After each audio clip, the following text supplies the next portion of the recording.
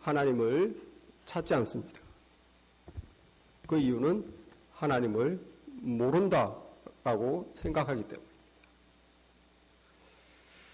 그렇지만 모든 사람들은 하나님을 알고 있습니다. 하나님을 알지만 찾지 않는 거예요. 평소에 나는 하나님과 관계없고 나는 하나님을 모른다, 하나님은 없다 하지만 그들이 정말 하나님을 부인했던 사람도 집에 불이 나 보세요. 하나님을 찾습니다. 갑자기 하나님 도와주세요. 불이 났어요. 이제 암 말기라고 진단이 떨어져 보십시오. 하나님, 내 생명을 구원해 주세요. 한평생 하나님을 안 찾던 사람이 이 삶의 위기가 떨어지면 누가 가르쳐 주지도 않았는데 하나님을 찾는 거예요. 아무도 안 가르쳐 줬는데 한평생 하나님을 안 불러봤는데 어쩔 수 없는 상황에서는 이 사람이 하나님을 찾는 거예요. 어떤 사람은 중요한 시험을 놓고 뭔지 모르지만 하나님께 기도합니다. 이번에 꼭 합격해야 됩니다. 이번 인터뷰 좀 도와주세요. 하나님이 계시다면 도와주세요. 그런 기도를 한다니까요. 사람들은 그렇게 삶의 위기가 오고 어려움이 오면 하나님을 찾게 돼 있어요.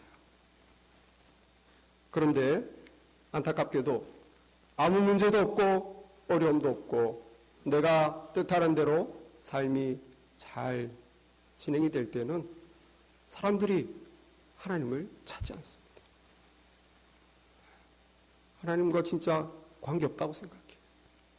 심지어 교회에서도 오늘날 어떤 집사님이 갑자기 기도도 열심히 하고 교회도 잘 안 나와서 우리 열심히 교회를 나오면 주변 사람들이 집에 무슨 문제가 있나, 무슨 큰 고민거리가 있나 생각해요. 왜냐하면 뭐가 잘 되는데 저렇게 열심히 낼 리가 없거든요.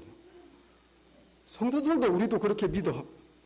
갑자기 뭔가 기도하고 열심히 안 나오던 사람이 나오고 막 열심히 주님을 찾으면 문제가 있구나 생각하는 거예요. 그만큼 우리에게는 아무 문제 없는데 뭐가 잘 되는데 정상인데 하나님을 찾는 게 이상한 거예요. 그런 신앙이 이상하죠. 네. 오늘 우리가 읽은 이 시편 63편에서 이 다윗은 하나님을 간절히 찾고 있습니다. 그런데 놀라운 것은 아무 이유 없이 찾고 있는 거예요. 뭘 해달라는 부탁도 없어요. 무슨 해결해야 될 문제도 기도 제목이 내용이 아닙니다. 그냥 하나님 그 부분만을 갈망하고 바라보고 있어요. 참 신앙의 모습이죠. 다윗이 지금 어떤 상황입니까? 다윗은 지금 나이가 들어 노년에 참 기구하게도 또 도망자의 신세가 되었습니다. 아들이 압살롬이 반란을 일으켜서 정권을 잡고 모든 군사력을 장악하고 이제 자기 아버지를 죽여 자기가 완전히 왕이 되고자 하는 찰나 하나님의 은혜로 정말 따르는 중심 몇 명들과 함께 다시 또 사막으로 광야로 도망길을 떠나는 것. 이 나이 들어서 이 웬 고생입니까? 젊을 때는 사울을 피해서 10년간 도망 다녔는데 그때는 젊어서 그나마 체력도 되고 되지만 이제는 나이 들어 이제 또 필요한 생활을 하니 정말 다윗의 처지가 안타까운 상황이죠.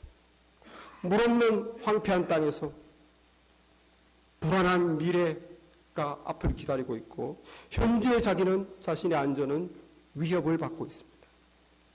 그런 상황에서 다윗이 하나님을 찾습니다.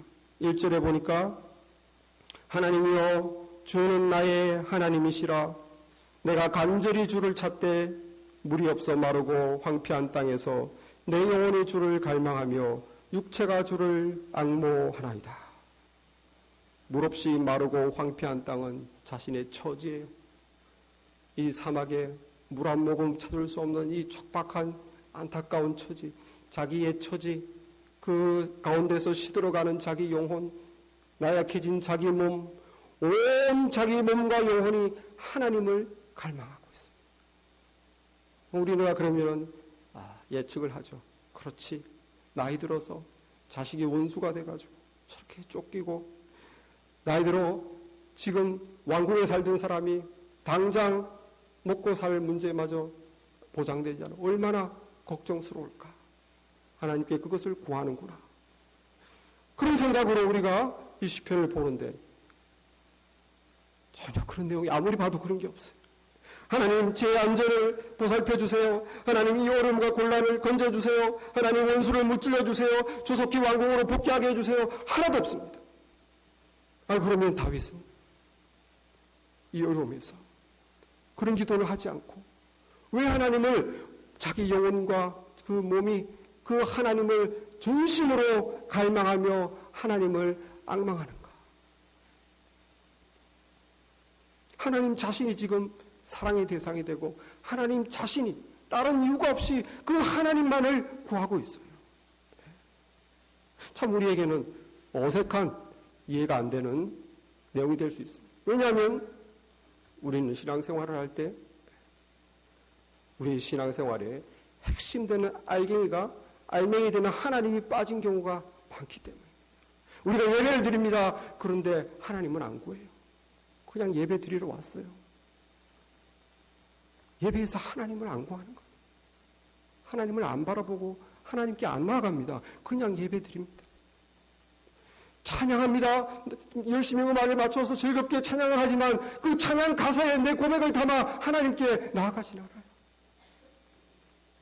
교회에 와서 이런 봉사 저런 봉사하지만 내가 하나님을 바라보면서 하나님의 기쁨이 되기 위해 하나님에게 내가 쓰임받기 위해 하는 건 아니란 말이죠. 그냥 그렇게 봉사하는 거예요. 심지어 기도할 때도 하나님께 나아가는 기도할 때도 하나님을 구하지 않습니다. 내 문제만 보이는 거예요. 이거를 해결해 주세요. 하나님께 나아가는 기도조차도 우리는 하나님이 빠진 경우가 많아요. 얼마나 이 다윗의 상황이 우리에게 어색합니까? 다윗은 말합니다. 주여 주의 권능과 3절에 주의 인자심이 생명보다 나음으로 내 입술이 주를 찬양할 것이라. 나의 평생의 주를 송축하며 주의 이름으로 말미암아 나의 손을 들리이다. 골수와 기름진 것을 먹음같이 내 영혼을 만족할 것이라. 나의 입이 기쁜 입술로 주를 찬송하되. 7절에도 주의 날개 그늘에서 즐겁게 부르리이다. 내 영혼이 주를 가까이 따르니 주의 오른손이 나를 붙드시거니와. 하나님 자체가 지금 사랑의 대상이고 하나님께만 나아갑니다. 어떻게 이 마음을 우리가 이해할 수 있을까요? 우리가 다 지금 미국에서 살지만 우리는 한국 사람이고 한국에서 어릴 때 온 사람, 나이 들어온 사람, 또 뭐 공부하러 온 사람, 못 사는 한국을 피해서 꿈을 안고 온 사람, 다양한 사람들이 있어요. 한국에 오면은 초기에는 한국에서 미국에 오면 초기에 전화를 할 때는 필요해서 전화를 하죠. 반찬 좀 보내주세요. 고추장 좀 보내주세요. 여기 오니까 등록금 좀 대주세요.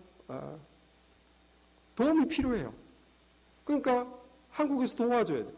부모님이 안 도와주면 내가 어떻게 여기 와서 아무도 모르는데 처음에는 한국에 연락할 때는 뭐가 필요해서 연락해요.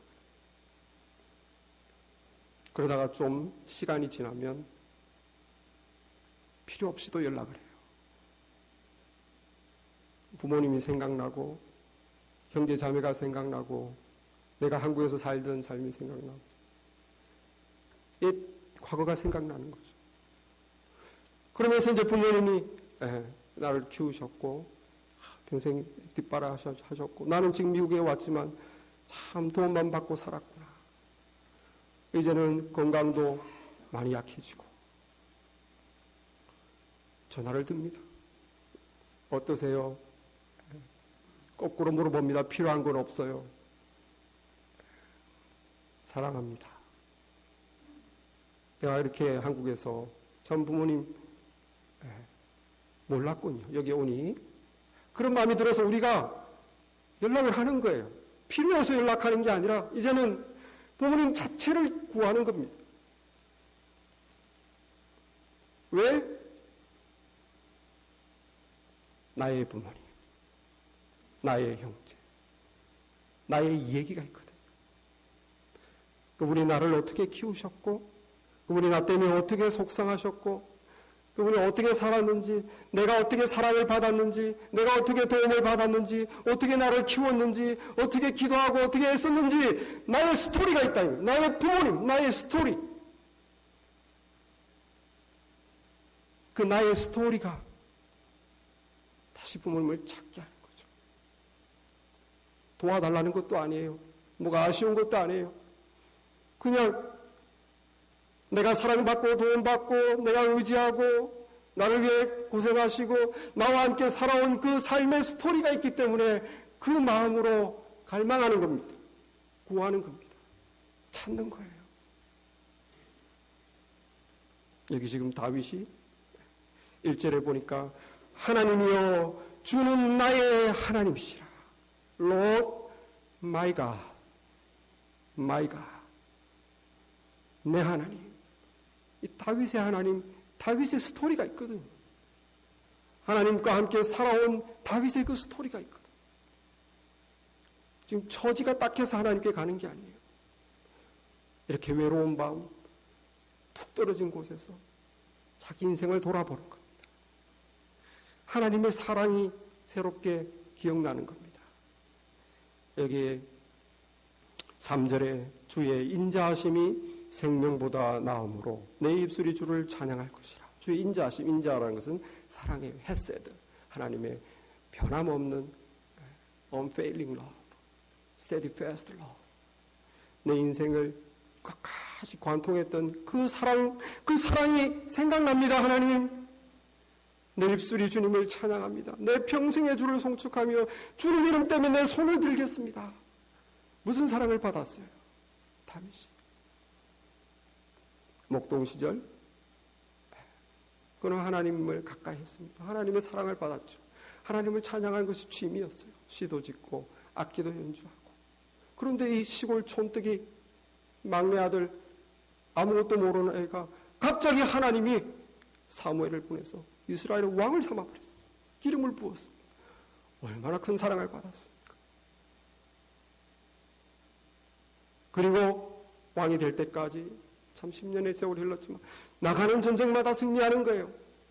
나가는 전쟁마다 하나님 의지하고 양칠 때 하나님 의지했던 그 마음으로 하나님 의지하고 전쟁마다 승리하니까 백성들이 차기 대통령 후보로 지금 사울이 건장한데도 다윗이 만만이다. 사울은 천천히고 다윗은 만만이다. 얼마나 사랑을 받았습니까? 그가 왕이 되어서 죄를 짓습니다. 사람을 죽이고 충신을 죽이고 간음죄를 범하고 가정을 파괴하고 끔찍한 죄를 지었지만 그는 침상에서 하나님이 침상에 썩도록 하나님께 회개하고 자신을 하나님께 다시 자복하고 바닥에서부터 다시 하나님께 나아갑니다. 그때 하나님이 받아주세요. 끔찍한 죄를 지었지만 또 하나님이 받아줘서 또 하나님의 훌륭한 왕이 되도록 또 이끌어 주십니다.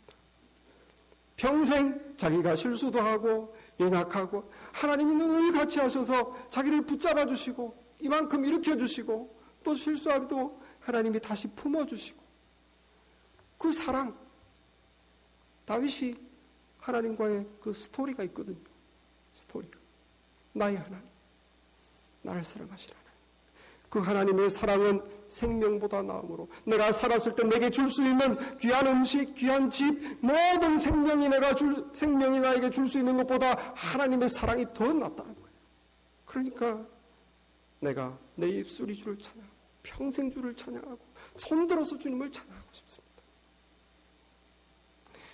다윗이 잠을 자려고 침상에 누워서 또 하나님을 생각합니다. 말씀을 새벽까지 보면서 하나님이 생각나는 거예요. 그리고 영혼에 만족이 옵니다. 기쁨이 옵니다.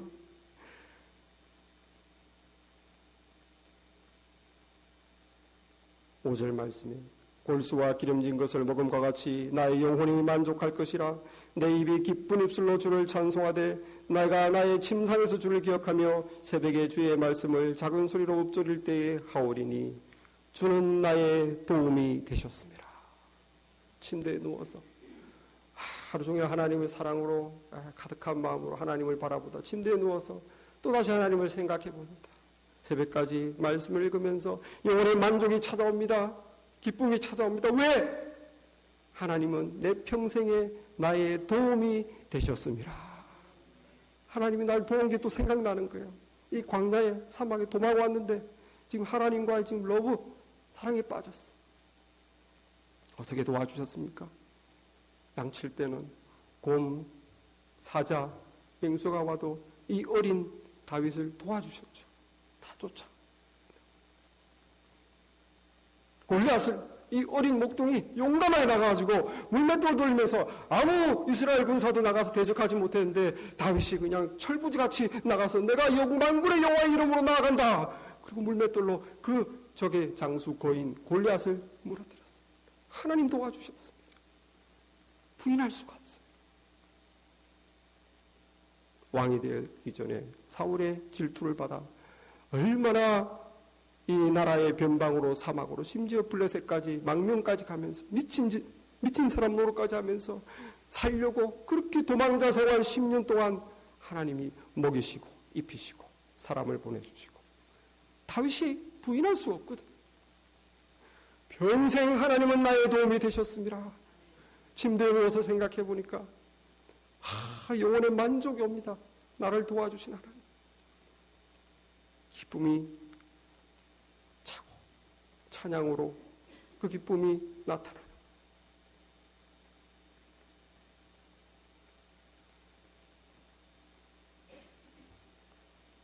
평생 함께한 하나님, 나의 하나님, 그 하나님의 사랑과 그 하나님의 도움이 기억나면서 지금 현재 문제는 별 문제가 안 돼요. 지금도 도망자 신세고 미래도 불안하고 그러나 그 영혼에는 만족과 찬양이 솟구치는 것. 근래에 책 한 권을 읽었습니다. 우리 교회에서 후원하는 실로암 망가병원이라고 김선태 원장 이사장으로 곽선희 목사님이 또 이사장으로 계신데 이분이 알다시피 맹인이에요. 시각장애인 앞을 못 보는데 한국 최초로 이제 시각장애인으로 숭실 중고등학교를 졸업하고 한국 최초로 이렇게 대학을 들어간 최초의 맹인입니다. 그리고 하나님 부르셔서 주의 종이 돼서 목사님이 되시고 귀한 일을 많이 하신 훌륭하신 분이에요. 이분이 이제 자신의 인생을 돌아보면서 이제 후원하는 교회들에게 자신의 자서전을 보내왔습니다. 제가 읽었는데 이분이 1941년생 41년에 사당동 기와집에 태어난 외아들이 있어요. 외아들. 그런데 이분이 9살 될 때 어떤 일이 있었죠? 전쟁이 난 거예요. 6.25 동란. 친구들이랑 밖에서 놀고 집에 들어와 보는데 집에 폭탄이 떨어져서 어머니, 아버지, 할머니가 안 계셔. 집은 없어져 버렸어. 사랑받는 외아들 갑자기 전쟁 고아가 됐어요. 전쟁 고아. 참 어릴 때는 집안이 불교여서 할머니가 극심한 불교 신자라 교회도 못 갔는데 친구들 따라 교회 가는 게 그렇게 기쁨이었어요. 그래도 할머니 핍박에도 열심히 꼬마 나이에 7살, 8살 없을 때 교회 가서 찬양하고 목사님 말씀 듣고 목사님 말씀이 어떤 어려움이 있어도 하나님께 기도하면 살아계신 하나님께서 들어주신다. 그 말씀을 다 하나님 우리 할머니 빨리 돌아가게 해주세요. 자기를 핍박하니까. 그런 기도도 했다. 그랬는데 이게 하루아침에 집이 없고 부모님, 할머니가 다 날라왔어. 거지가 됐어. 전쟁 고아가 된 거지과 같이 먹을 걸 찾으려고 산에 가다가 폭탄이 터져 쥐레를 밟았죠. 친구들이 다 죽고 이 아이는 선태는 2눈을 잃었습니다. 얼마나 딱합니까? 9살 나이에 전쟁 고아가 된 엄마 아빠 없이 그냥 아무 데서나 자고 아무거나 주워 먹고 하루하루 거지가 되는 것도 불쌍한데 두 눈을 잃어버린 전쟁 고아. 얼마나 불쌍합니까? 밤에 자면서 모기에 뜯겨가지고 모기밥이 되면서 엉엉 울며 한없이 남의 집 처가 밑에서 비를 피하고 그렇게 울며 밤을 새우며 하나님을 기억하는 거예요. 손태야, 어떤 어려움이 있어도 하나님께서 기도하면 하나님께서 너 기도를 들어주신다. 소망을 잃지 않고 이 어린 꼬마가 그 고생을 하며 하나님께 기도했어요. 이렇게 이제 거지가 돼서 이 동네를 이제 전국을 방랑합니다. 한 도시만 있는 게 아니라 전쟁통에 같이 피난 가면서 안 그래도 다 못 살고 도망치는데 거기서 구걸을 하며 살아야 되니 얼마나 딱합니까? 근데 이 애는 소경이니까 앞을 못 보니까 남들보다 더 많이 받아오는 거예요. 참 신기하죠? 사람들이 힘들고 어려우면 인심이 더 좋아집니다. 부자가 여유 있고 부자 있는 사람들이 더 마음이 각박해요. 힘들고 어려운데 아이고 딱하다. 자기 먹을 것도 없는데 이 거지, 소경 거지가 오니까 더 많이 주는 거예요. 그러니까 얘가 거지 세계에서 누가 왕초냐? 제일 많이 받아온 사람이 왕초입니다. 얘가 지금 왕초가 됐어요. 그런데 어떻게 왕초가 됐냐? 많이 받아온 것만 가지고는 안 되죠. 얘는 나눠주는 거예요. 자기 먹을 것, 내 것 다 챙기고 몰래 가서 혼자 먹는데 얘는 나눠주는 거예요. 그러니까 왕초가 됐어요. 다 떠받드는 거예요. 형님, 조직의 형님이 됐어요. 그런데 얘가 거짓대를 다 자기 주변에 거짓대를 전도하죠. 얘야, 우리가 얻어먹는 신세지만 주일은 지켜야 된다. 하나님께 나가서 기도해야 된다. 이 거짓대를 끌고 교회를 가려고 그러면 교회에서 재수없다고. 이 거지가 지금 예배 드리는데 냄새나는 거지들이 때로 와가지고 예배 드린다고 막 물을 끼얹고 쫓아내고. 어떤 교회는 동전 던져주면서 애따 나가라고.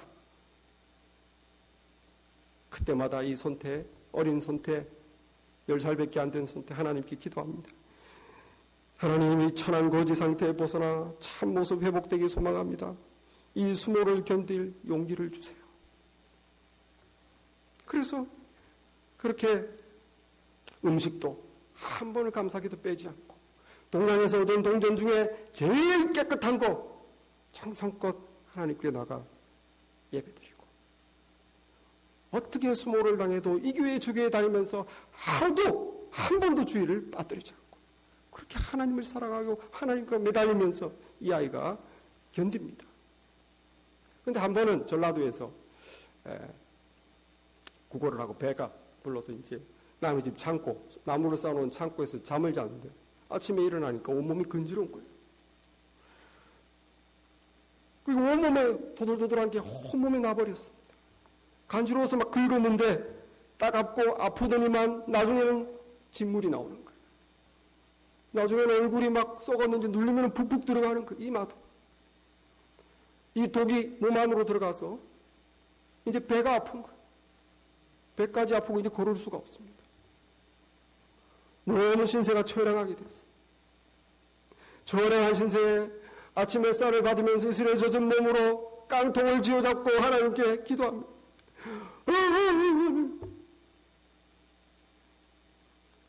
할머니 한 분이 지나가는 거예요. 찬양을 부르면서 할머니 한 분이 지나가요. 할머니가 보니까 웬 꼬마가 깡통을 붙잡고 거지가 된 꼬마가 울고 있는 거예요. 예. 할머니가 처음엔 나병 환자인 줄 알았어요. 온몸이 진물투성인 거예요. 제가 가까이서 보니까 옷독이 오른 거예요. 옷. 저런 어린애가 옷에 오랐구나. 그래서 이 할머니가 자기 집으로 데려갔어요. 왜 그런지 모르겠는데 닭 끓인 물에다가 닭을 끓인 물에다가 얘를 목욕시켰어요. 치료 방법인가 보죠. 닭을 끓인 물에다가 목욕시키고 깨끗하게 새 옷을 입히고 먹을 것을 주고 20일을 치료를 해줬어요. 20일을. 그리고 이제 나중에 힘을 얻었을 때 이 할머니가 얘야 너 낙심하지 마라. 세상 사람 다 버려도 예수님은 너를 사랑한다. 하나님 너를 도와주실 거야. 하나님 완전히 치료해 주시옵소서. 날마다 기도해 주실 거야. 어느 정도 이제 치료가 돼서 20일쯤 돼서 이제 떠나야 되잖아. 할머니도 먹고 살기 힘든데 내가 형편이 어려워. 너를 계속 같이 데리고 있을 수가 없구나.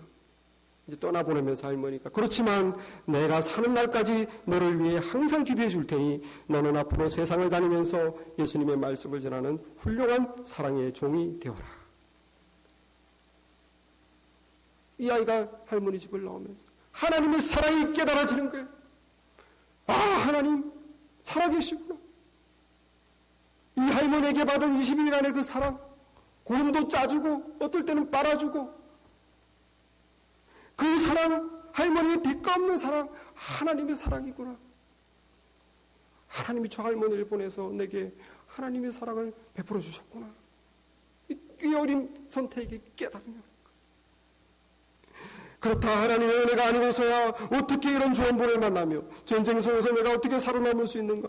눈뜬 거지도 어두운 음식 먹고 식중독으로 죽어가고 굶어 죽고 얼어 죽는데 내가 이렇게 거지 왕초가 돼서 그래도 하나님이 나를 지금까지 그 사랑으로 나를 붙잡아 주시는구나. 이 어린 선태가 하나님의 사랑을 깨닫는다. 다음날 또 아침 이슬을 받으면서 손을 만져보니까 꽃잎이 잡히죠. 신세가 너무 처량합니다. 앞으로 어떻게 살아가나, 어딜 가나, 누구를 만나나, 어떻게 살아가나. 처량해서 눈물을 뚝뚝 흘리고 이 꼬마가 근데 꽃잎을 만지면서 하나님이 또 회복의 은혜를 주시는 거예요. 겨울 내내 죽은 듯이 보였던 이 꽃도 봄이 되며 살아나는구나. 그렇다면 내가 이 꽃보다 못한 이유가 뭐란 말입니까? 눈이 어두워서 앞을 볼 수 없을 뿐 하나님께서 이 꽃보다 나를 더 귀하게 여기지 않으시는가? 다시 또 하나님께 기도합니다. 하나님, 새싹이 솟아나는 잔디처럼 그리고 추위에 죽었던 나무에 새순이 돋듯이 제 인생에도 봄을 주시옵소서. 하나님이 다시 힘을 주시고 소망을 주시고 생명으로 충만케 해주셨어요. 하나님이 이제 이 또 거짓대를 만나서 여기저기 다니면서 부산까지 왔어요. 부산에서 이렇게 있는데 부산에 거짓 체포령이 떨어졌습니다. 이 1960년대 초에 보기 안 좋다고 그때 아마 박정희 대통령이 군상임명 하기 전 같은데 거짓을 다 모아서 성분이 좋고 착한 애는 공부할 수 있는 기회를 주고 아닌 애들은 다 그냥 수용소에 잡아넣었어요. 거짓대가 하도 많으니까 전쟁 거짓들이 하도 많으니까 근데 얘가 선태가 딱 인터뷰를 해보니까 사람이 괜찮거든요. 그래서 너는 가능성이 있다. 부산 송도 매가원으로 보내줬어. 거기서 이제 안마 기술을 배우는 거죠. 안마 기술. 거기서도 엄청난 고생을 합니다. 거기서 일하는 사람들이 안 못 본다고 얼마나 때리는지. 특별히 거기에 사감, 여기에 Y 사감이라는 사람이 한 번은 이 선생님의 여자 선생님 구두끈이 없어졌어요. 누가 가져갔어? 선태 노지. 그래가지고 이 선태를 아이들이 보는 데 세워놓고 2시간을 대나무 회초리로 때릴 거예요. 너무너무 많이 맞아가지고 엄청나게 붓고 결국 기절하고 토론했어요. 그 고통을 당하고 앞 못 보는 아이가 어느 날 갑자기 이 어마어마한 고통을 당하고 정말 살기가 싫어진 거예요. 그리고 겨우 회복되었을 쯤에 또 그 Y 사감이 하는 말을 듣습니다.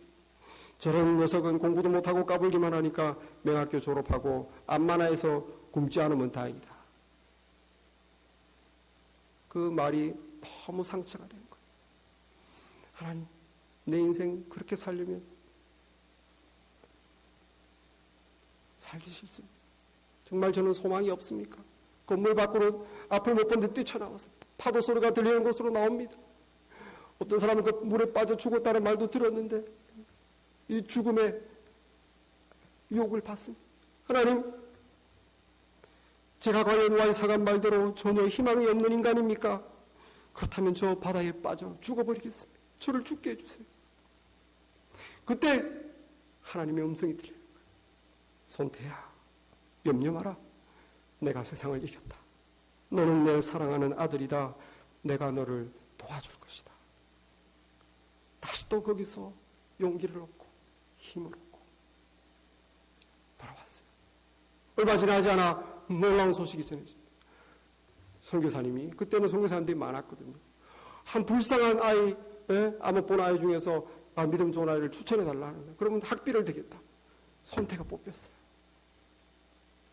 최초로 맹아 중에서 일반 학교에 들어가는 최초의 아이. 그 숭실 중고등 중학교를 들어갔어요. 고등학교를 들어갔어요. 얼마나 고생을 했는지. 지금도 그렇지만 시각장애인이 고생할, 그때 당시에는 점자도 없었고 뭐 시각장애를 위한 시설이 아무것도 없어. 뭐 책도 없었고 그냥 앉혀놓는 거예요. 그냥 소리만 듣고 공부를 하든지만. 친구들의 노트를 받아서 듣고 물어서 자기 스스로 점자를 만들어가면서 공부를 했어요. 얼마나 대단합니까? 하나님만 바라보고 제대로 잠을 자본 적이 없어요. 시간이 없어서 그 점자 만드느라. 남들은 공부하는 시간에 자기는 그 점자를 만들어서 공부를 해야 되니까. 그렇게 그래도 꿈을 품고 열심히 하나님께서 꿈을 주셔서 대학을 가고 하나님이 종이 되어야 되겠다. 열심히 목표를 가지고 기도합니다. 하나님 대학 갈 수 있게 해주세요. 그런데 문제는 나라에서 교육정책이 시각장애인은 대학 입시 시험을 칠 수가 없다. 이 장애에 부딪힌 거예요.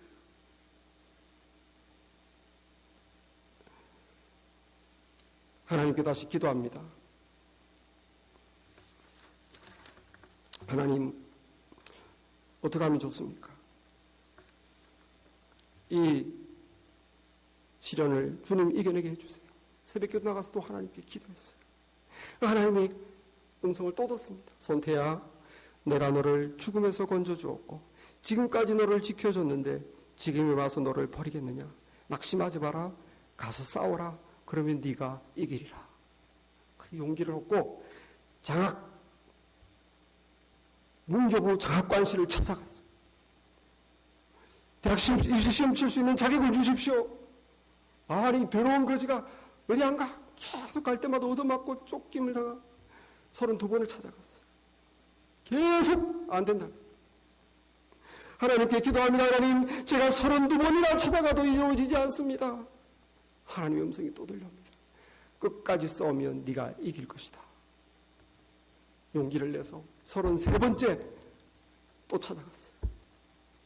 근데 이번에는 기자들이 와 있는 거예요. 소문이 났습니다.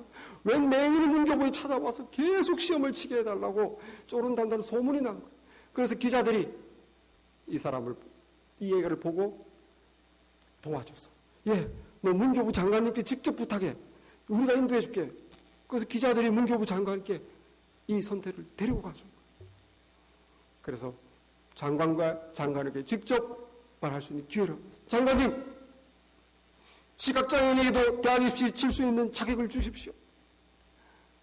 하나님께서 그 장관의 마음을 움직여서 최초로 우리나라에서 시각장애인이 대학 입시를 치는 최초의 학생이 되었습니다. 할렐루야. 그게 1962년 신문에 대문짝만하게 실렸어요. 숭실고등학교 김선태 학생 문교부에 33번 찾아가 문교부 장관과 싸워서 대학 입시 시험 치렀다. 신문에 대문짝만하게 실렸어요. 하나님의 도우심으로 대학 시험을 패스하고 숭실대학교에 진학했어요. 할렐루야. 대학교에 진학해도 문제가 끝납니까? 그 선교사님이 학비야 대주지만 누가 자기를 먹여 살려줘요? 어떻게 기숙사 생활을 하지만 기숙사 돈도 없고 생활비도 없고. 그래서 이 사람이 식권을 전략해요.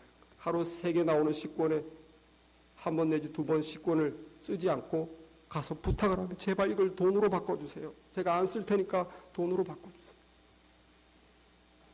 그래서 그 식권을 반납해서 그걸 돈으로 받아서 교회에 헌금하는 거예요. 교통비로 쓰고 세탁비로 썼습니다. 꼭 필요한 거예요. 하나님께 헌금하고 교통비로 쓰고 세탁비로.